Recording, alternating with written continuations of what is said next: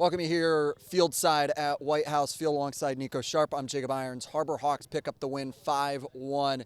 And it started right off the bat from a double that worked in Brocious, who had a walk to start the game, and Kepley had the scoring going early. What did you see early on in those first two batters in Parker Brocious and Kane Kepley? The 1-2 got on base 7 times today, the two of them. How much pop do you think they provided?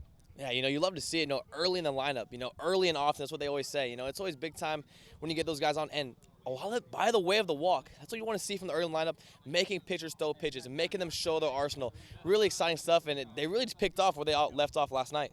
Yeah, and one person picking up where he left off was John Gazdar, a no-doubter into left field in the 5th inning. Didn't have a home run last year with the Harbor Hawks. Puts that away pretty quickly in Game 2.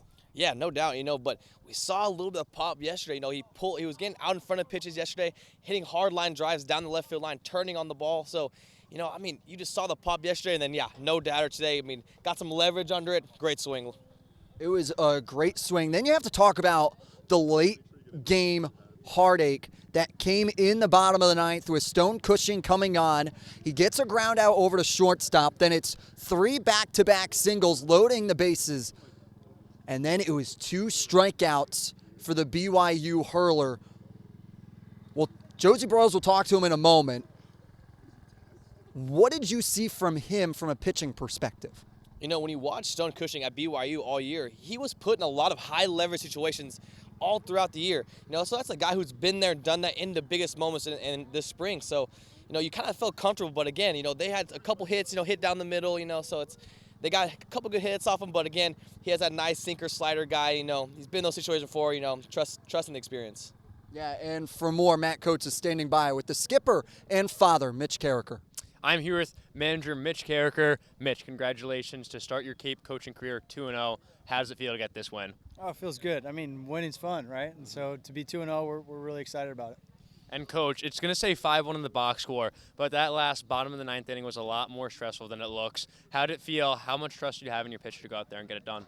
Well, we knew Stone had experience doing that all spring, and so he's our guy, and that's why he pitched in that last inning. And so we were pretty comfortable with it.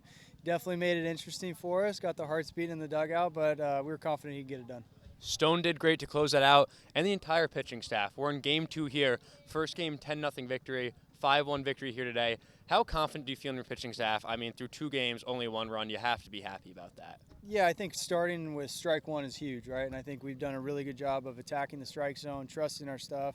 Our defense has played phenomenal behind them, and I think that's a big part of it. And so I think if we can keep doing that and the stuff is going to keep getting better, I like where we're at. Thanks, Coach. For more, we're going to throw it to Josie Broyles.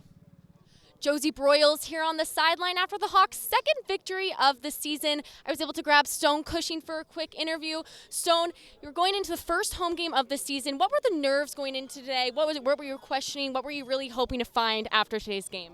Not very many nerves. We knew that they just beat the crap out of somebody the other day, so we knew they were going to be a good team. I think we came in and hit our spots and did what we needed to do. A couple big swings. Shout out John. And, yeah, I think we just executed our plan, and that's it. And so when you pitched the last inning of today's game, Hawks were leading on the board, but what was going through your head knowing you were about to close out the game and possibly secure the second victory of the season? Well, I gave up a couple hits, which I didn't like, but felt good that I was able to bear down and make some good pitches in some key spots to get the last guys out and not allow any runs in the 9th.